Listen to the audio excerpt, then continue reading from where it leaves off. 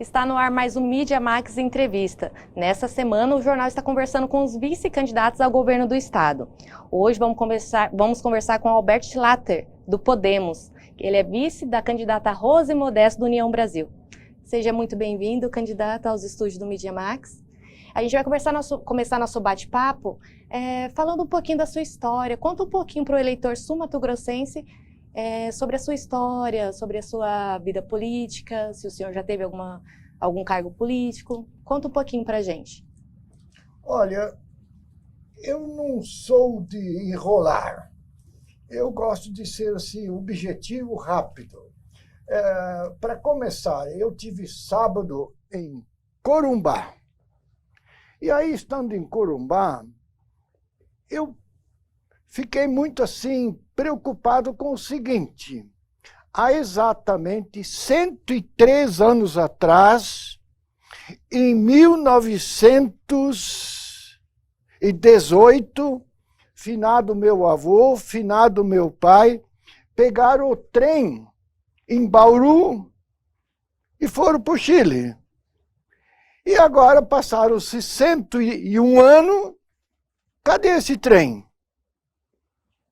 Para mim foi uma surpresa, porque eu comecei no nada e cheguei onde cheguei, porque eu sempre acreditei no progresso.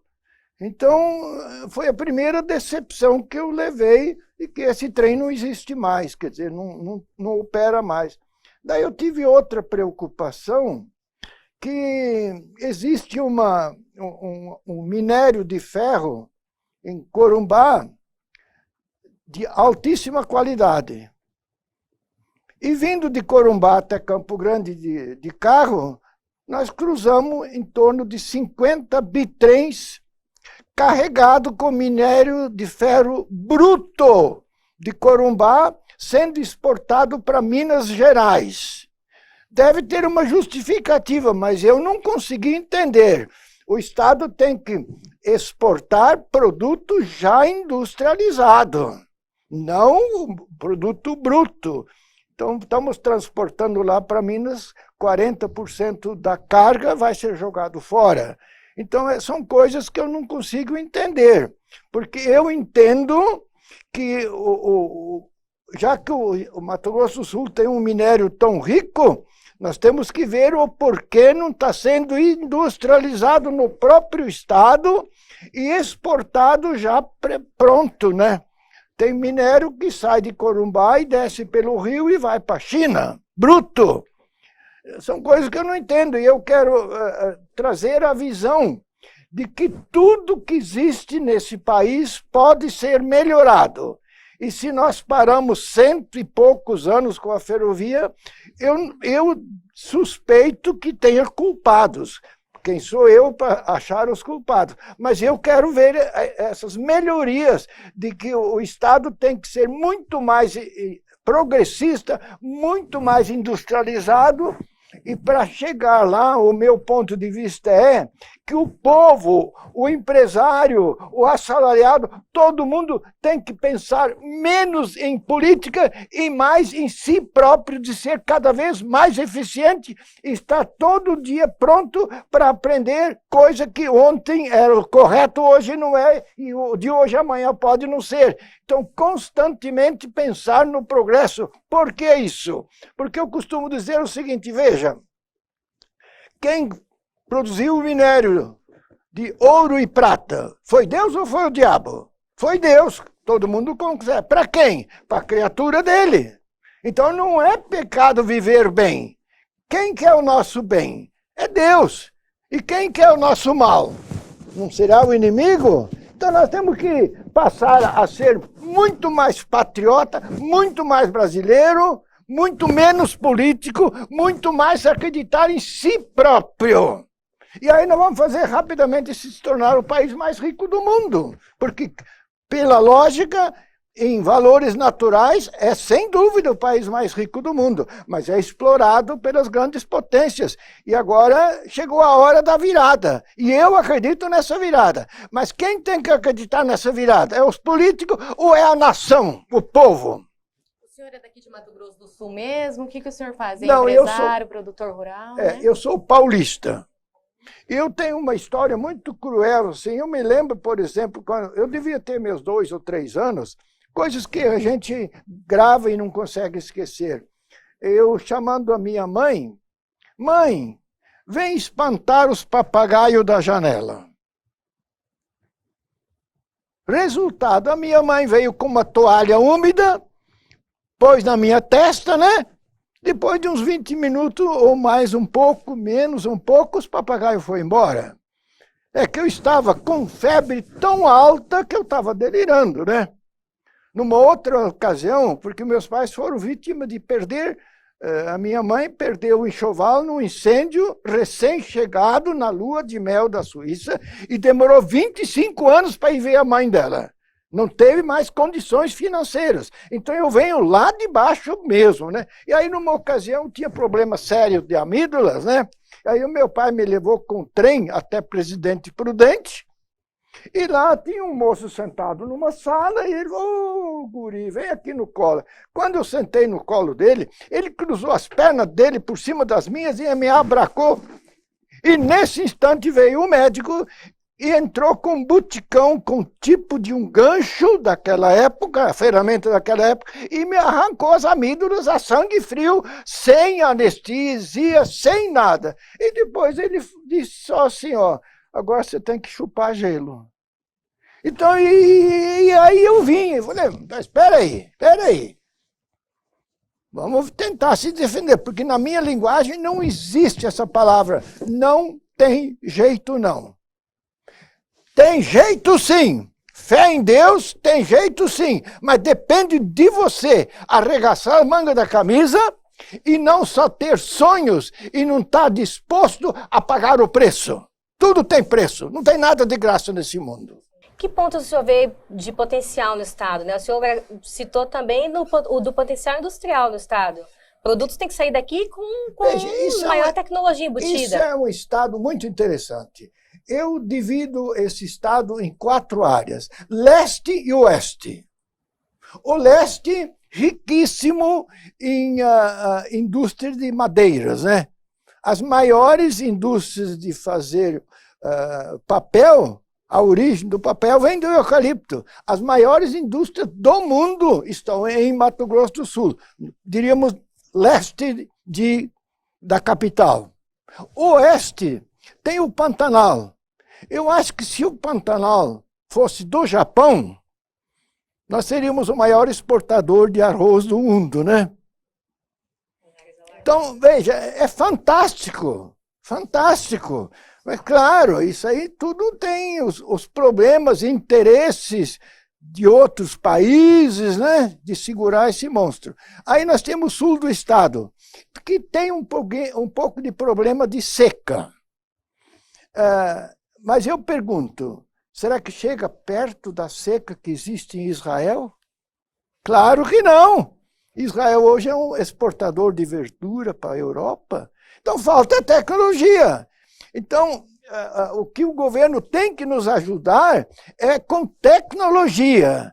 Não querer que o povo seja meio pendurado, porque aí eles vão ganhar a próxima eleição. Nós temos que mudar a política, mudar o caráter do político brasileiro. Ele tem que passar a ser uma pessoa que tem temor de Deus. Não é medo, é respeito. E aí nós salvamos esse Brasil rapidamente.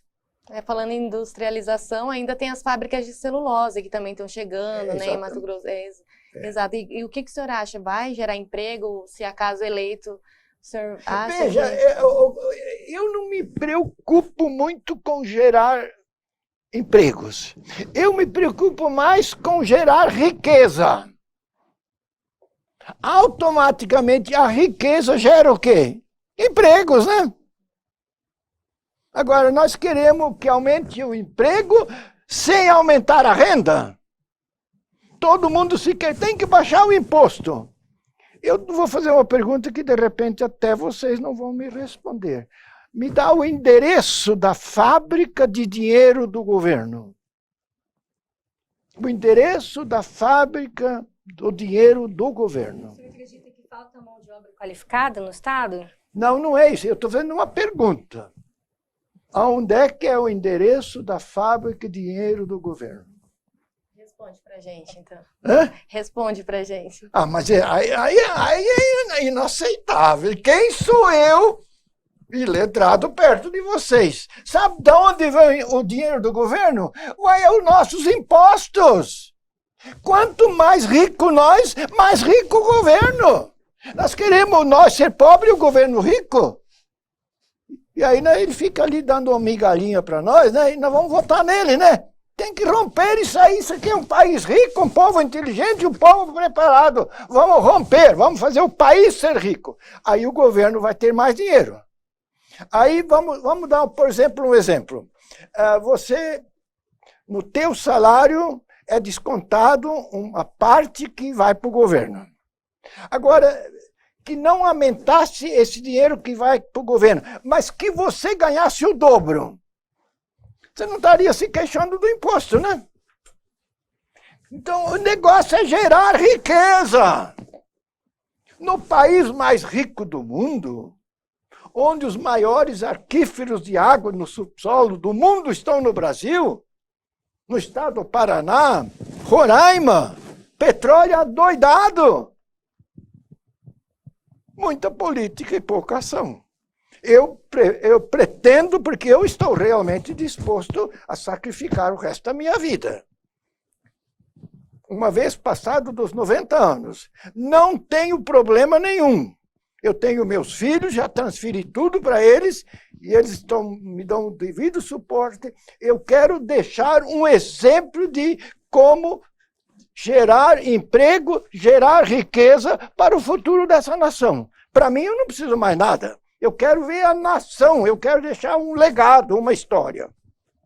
Entendi. O senhor e a Rose Modesto já conversaram sobre a gestão, caso sejam eleitos, o senhor pretende atuar em alguma secretaria no governo do Estado? Veja, nesse particular, eu entendo o seguinte, claro, nós queremos o melhor. Na área dela, principalmente na assistência à saúde. Mas aí tem outra coisa que eu também tenho uma visão um pouco diferente. Vocês, de um modo em geral, hoje estão sendo acostumados que quem tem que cuidar da vossa saúde é o médico, né? Sabe quem é o meu médico com 90 anos de idade? Sou eu! Em primeiro lugar, eu! Eu tenho que saber cuidar da minha saúde com uma alimentação boa. Agora, adianta eu vir com remédio e aí você leva uma vida, né? Cheio de prazeres, né? Que vidão! Mas às vezes nem todo mundo tem acesso a essa informação de que comer isso ou aquilo não é saudável. Aí que é a obrigação do governo, né? Sim, nem sempre todo mundo também tem condições de se alimentar, né, de forma adequada. Veja, pouquíssima gente na área rural trocam a coca por uma limonada que eles podem ter no fundo do quintal. Sim, ou no meu tempo. Sabe como é que era no meu tempo, no meu casamento? Sabe como é que foi? Era um pão aberto, põe a carne lá dentro, xarope de groselha. Hoje nós temos que tomar coca. Por que nós temos que tomar coca? Porque mandam uns trocadinhos lá para a Inglaterra, né? E é mais fácil o acesso, né, para quem mora na cidade, a Coca-Cola, do que a fruta ali, chegar e fazer o suco. É cultura. Por exemplo, em São Paulo é mais fácil você ter acesso a um suco ali feito na padaria na hora. Aqui a gente já não acha com tanta facilidade. Eu vejo combatendo todo e qualquer tipo de refrigerante fabricado há 40 anos. Alguma coisa tem que um homem de 90 anos ainda tem... viemos ontem de Chapadão. Daqui, hoje vamos pousar em Paranaíba. Amanhã pretendemos Aparecido Taboado, Três Lagoas, e se der tempo, no dia seguinte, ir até Nova Andradina, que fica quase já no sul do estado. Eu estou disposto a fazer tudo isso aí de carro. Energia. E a respeito de segurança, Temos a fronteira, né? No plano de governo de vocês consta que vocês querem fazer parceria com o Exército para diminuir a violência ali na fronteira do estado. O senhor está viajando bastante, né? Eu queria que o senhor comentasse um pouquinho sobre isso, como vai ser se acaso eleito. Veja, esse não é o vosso tempo. Eu sou do tempo que nós tivemos uma era de exceção política. Nós tínhamos deputados federais, estaduais, nos anos 60 até 80. Quando eu comecei a mecanização no Paraná, eu fui para o Rio Grande do Sul com a minha família, as criançadas pequenas, de Kombi. À noite nós encostava a Kombi num posto de gasolina, né?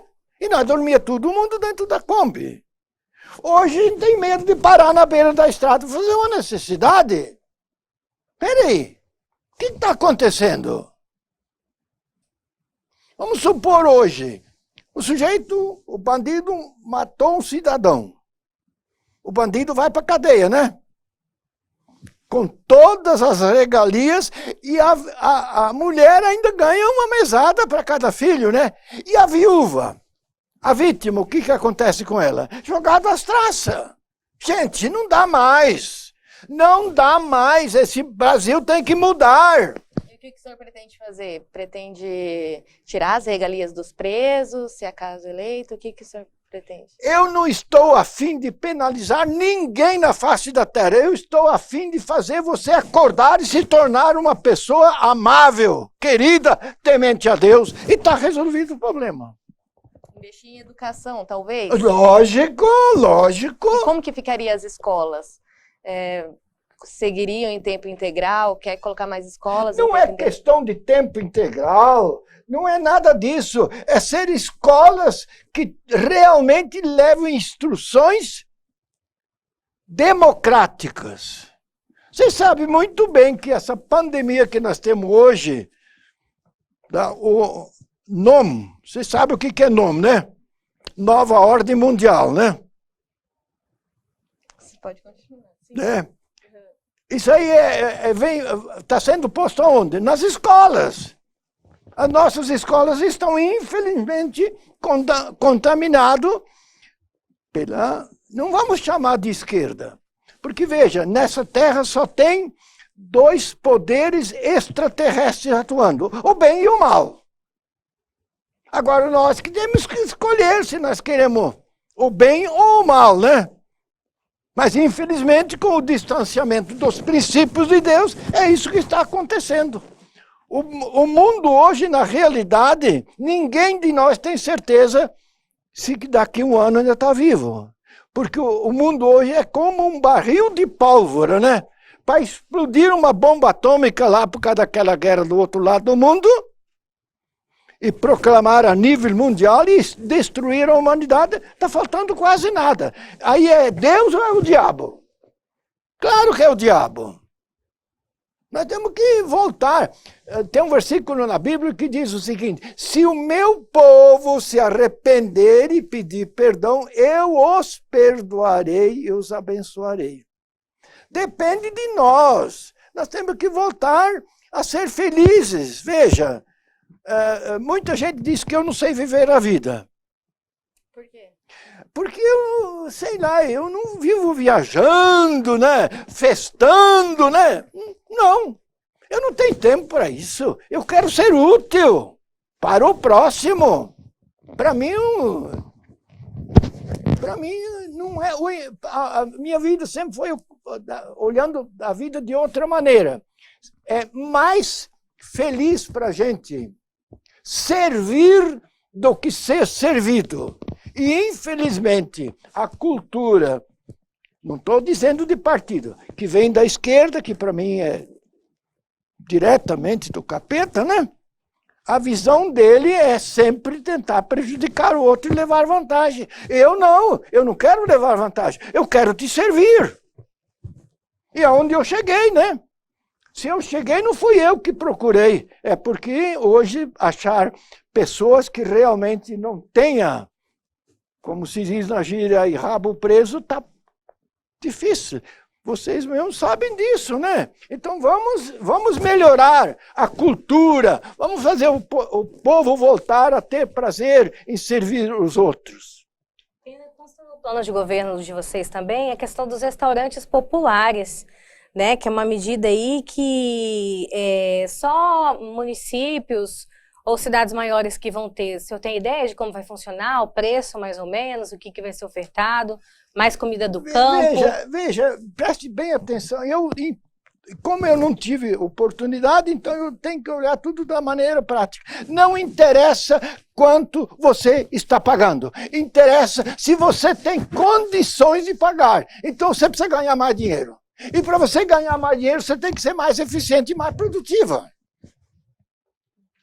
E o que te fez querer entrar numa disputa aos 90 anos, né? O senhor já tinha concorrido a algum cargo público antes? Nunca. Aos 90 anos, que pela primeira vez conseguiram me convencer a filiar a um partido.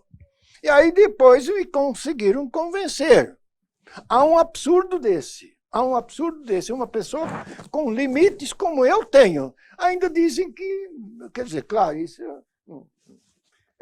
complicado, né? De que dos vice-governadores, eu disse que ainda sou o melhor. Isso é um absurdo. Eu sei das minhas limitações e ainda ser o melhor. Isso é muito decepcionante, né? Eu tenho que realmente acordar e falar, não, agora eu quero dar o resto da minha vida em prol da pátria, em prol da humanidade. Esse problema do restaurante, isso tudo, na realidade, são quebra-galhos. O que interessa é você ter condições. Se você está comendo num bom ou num mau restaurante, o que interessa é que a tua renda aumente. E para a tua renda aumentar, você tem que produzir mais. Para você produzir mais, você tem que ser mais eficiente. Não é através de trabalhar mais. Trabalhar com mais eficiência, com mais tecnologia. O senhor, agora mudando um pouquinho de assunto, o senhor chegou a ser cogitado como suplente de um outro candidato que viria a ser senador, candidato ao Senado, né? O que aconteceu no meio do caminho aí? Que o senhor mudou de ideia, ele mudou de ideia? Não, aí veja, é aquelas coisas absurdas da política brasileira. Isso lá em cima, né? Eles mandam em você, né? De repente teve um outro candidato que a nível nacional teve mais expressão. E aí a cúpula do partido, né? Tirou o meu candidato. Eu não vou remoer isso aí. Compreende? Eu tenho uns problemas assim comigo. Não me pergunte o que eu fiz ontem. Eu já esqueci. Porque eu tenho uma visão seguinte, eu tenho que fazer o máximo na minha vida, gastar hoje para ver a tendência do amanhã. Veja, de repente tem uma certa mercadoria, vamos supor, por exemplo, uma coisa muito assim prática para vocês entenderem, para o agricultor do estado entender. O algodão disparou de preço. Por quê? Porque o concorrente do algodão, sabe quem é? A fibra sintética, né? E como o combustível disparou, o que aconteceu? A fibra sintética disparou, né? E aí o algodão, que é o concorrente, sobe. Tudo nesse mundo é assim, né? Tem que ir equilibrando, né? O senhor é produtor rural também, né? E essa questão da sustentabilidade, eu vejo que no plano de governo vocês querem investir bastante nisso, né? Para preservar o meio ambiente também. Nesse meio, o senhor já sabe o que pretendem fazer para também tentar preservar o meio ambiente? Para a produção? Tem algum país nesse mundo que preserva meio ambiente igual ao Brasil? Não tem.